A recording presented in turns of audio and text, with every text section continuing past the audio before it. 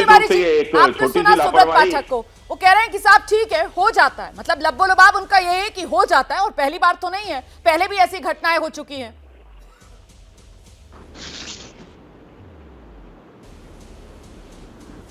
घनश्याम जी आइए। नमस्कार रमाना जी, आपको, दर्शकों को और को पैनलिस्ट को। 400 से 500 ऐसे सिटिंग सांसद और विधायक हैं भारतीय जनता जी, मैं बोल रहा हूं, आप सुन पा रही हैं जी? 400 से 500 ऐसे सिटिंग विधायक हैं भारतीय जनता पार्टी में जिनके ऊपर आपराधिक मुकदमे हैं। स्वयं को संतों की पार्टी बताने वाली ये पार्टी आज भी इस मामले को, जिसमें सुप्रीम कोर्ट के senior advocate criminal lawyer Krishna Dave ने कहा है कि ये पिताजी मुख्यमंत्री नहीं होते। सुब्रत पाठक जी, जब आप बोल रहे थे तो घनश्याम तिवारी जी ने आपको संयम से सुना और बीच में नहीं टोका सर। यही आपसे भी उम्मीद कर रहे हैं कि आप भी संयम से सुन लें सर, उसके बाद जवाब दे दीजिएगा। आपके पास दोबारा आ जाऊंगी, सुन लीजिए उनको। आइए घनश्याम तिवारी जी।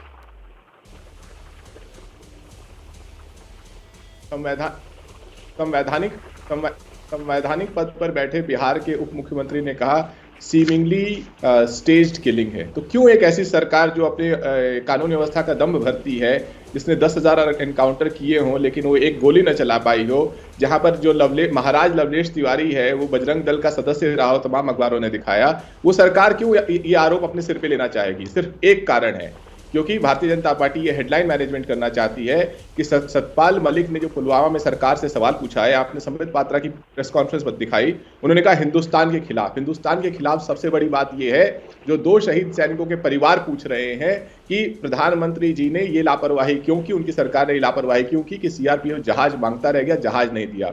अब इस हेडलाइन को मैनेज करने के लिए, जो कि तत्कालीन गवर्नर, उसके बाद 3 अन्य राज्यों के गवर्नर, भारतीय जनता पार्टी के नेता सतपाल मलिक ने कहा है, भारतीय जनता पार्टी चाहती है ये मामला खिंचता रहे, और जिस तरीके से वो इस मामले को खींचने के लिए पुराने वीडियोस इस्तेमाल करती है, ऐसे में मैं सिर्फ एक बात और कहना चाहता हूं। ये पंजाब केसरी की खबर है, जो बलात्कारी बाबा राम रहीम हमेशा भाजपा के चहेते रहे, उनकी बदौलत ही हरियाणा में भाजपा ने अकेले दम पर सरकार बनाई है।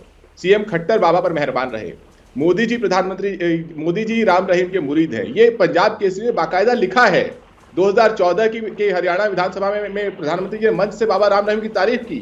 ऐसे ही आशाराम के साथ आप वीडियो देख लीजिए और खबरें देख लीजिए। तो भारतीय जनता पार्टी किसी के ऊपर जब आरोप लगाती है तो उनकी 2 उंगली नहीं, 10 उंगलियां अपराध में डूबी रहती हैं, झूठ में डूबी रहती हैं। ठीक है सर, ठीक है, कोई मतलब नहीं। ठीक है, आप जो सवाल उठा रहे हैं, मुझे लगता है आप सुब्रत जी के पास चलते हैं और उसका जवाब देते हैं। सुब्रत पाठक जी, आपने सुन लिया, विपक्ष की तरफ से कहा जा रहा है कि साहब दरअसल ये माफिया के मर्डर को कहीं ना कहीं ढाल बनाने की कोशिश बीजेपी की तरफ से की जा रही है। क्या इस तरीके का खेल चल रहा है क्या सर? नहीं, हमको तो जनादेश ही मिला था माफिया के सफाई के लिए।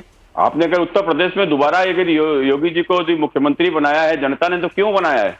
केवल कानून व्यवस्था के ऊपर, माफियाओं के सफाई के ऊपर। और जिस प्रकार से माफियाओं का सफाया किया था तो उस पर ही सरकार दोबारा बनी है।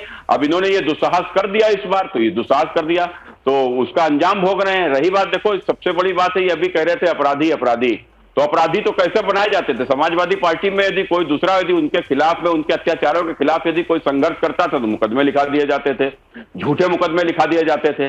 और जबकि समाजवादी पार्टी के राष्ट्रीय अध्यक्ष अखिलेश यादव 2004 का लोकसभा चुनाव लड़ रहे थे तो कन्नौज में नीरज मिश्रा की हत्या हुई थी, इन्होंने कराई थी। ऐसे आरोप उनके परिवारीजनों ने लगाए, तो उस समय की मीडिया ने भी इस चीज को लिखा था। लेकिन वो चूंकि पिताजी मुख्यमंत्री थे, कुछ नहीं हुआ, मामला रफा दफा हो गया। तो ये होता ही अपराधी प्रवृत्ति। और एक होता है झूठा, और किस तरीके से घूमा है सर? जो बात अभी तक बीजेपी कहती थी कि साहब समाजवादी पार्टी के समय में अपराधी बनाए जाते थे, आज वही आरोप समाजवादी पार्टी बीजेपी पर लगा रही है। कह रही है 2 माफिया खत्म करके 3 नए माफिया बनाने की तैयारी बीजेपी राज में हो गई। वो 3 शूटर्स का हवाला दे रही है जो इस वक्त एसआईटी की रिमांड में है। मैं आपके पास लौटूंगी, जवाब लेंगे, लेकिन इस सब के बीच इस माफिया के मर्डर को लेकर जो सियासी बोल अलग अलग सामने आ रहे हैं, वो भी तो आपके लिए जानना जरूरी है ना। क्या मजबूरी है मेरी, बताइए। मैं अभी आपको बताती हूँ कि मैंने ओए होए होए होए नमकीन के चटकारे लेते हुए टकटकी मार के डिबेट शो को पॉज रिपीट कर करके देख रहे हैं जोगिंदर जी। इनकी तरह आप भी देखें अपनी फेवरेट डिबेट्स को रिपीट कर, और डाउनलोड कीजिए एबीपी लाइव ऐप अपने स्मार्ट टीवी पर।